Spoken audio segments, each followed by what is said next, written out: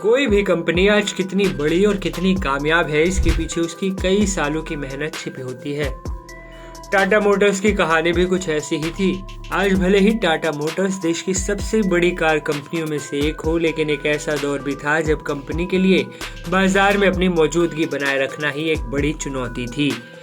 कहा जाता है कि बड़ी कंपनियों के लिए अक्सर ऐसा समय बड़ा फैसला लेने का होता है। अगर समय पर लिया गया बड़ा फैसला सही साबित हुआ तो कंपनी फिर पीछे मुड़कर नहीं देखती। टाटा मोटर्स के साथ भी कुछ ऐसा ही हुआ। टाटा मोटर्स के लिए 20वीं सदी का अंत काफी मुश्किलों भरा था। उस दौर में भारतीय बाजार में मारुति सुजुकी अपनी मौजूदगी बड़ी तेजी से बढ़ा रही थी। मारुति कंपनी समय समय पर कार के नए मॉडल लाकर भारतीय बाजार को अपने कब्जे में करती दिख रही थी।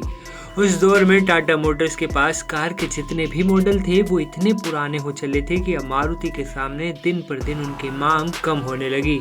टाटा को भी पता था कि उन्हें अगर बाजार में टिके रहना है तो जल्द से जल्द कुछ नया करना होगा। और इसी समय रतन टाटा की कंपनी ने भारतीय बाजार में मारुति सुजुकी जैसी कंपनी का सामना करने के लिए इंडिका कार को लॉन्च कर दिया। 1998 में टाटा समूह ने जब इस कार को लॉन्च किया था तो उस दौरान शायद ही उन्हें इस बात का अंदाजा होगा कि ये कार न सिर्फ टाटा के लिए बल्कि पूरे कार बाजार में एक नई क्रांति ला देगी। इंडिका कार को लॉन्च करना टाटा के लिए एक ऐतिहासिक फैसला साबित हुआ। इस कार ने पूरे भारतीय बाजार का रूप ही बदल कर रख दिया। इस कार की एकाएक इतनी मांग आई थी कि इसने टाटा मोटर्स को एक संघर्षरत कंपनी की लिस्ट से निकालकर कार बाजार के एक प्रमुख प्लेयर के तौर पर स्थापित कर दिया था। टाटा ने इसी कार के मॉडल के लॉन्चिंग के साथ ही भारत में हैचबैक क्रांति की भी शुरुआत कर दी थी।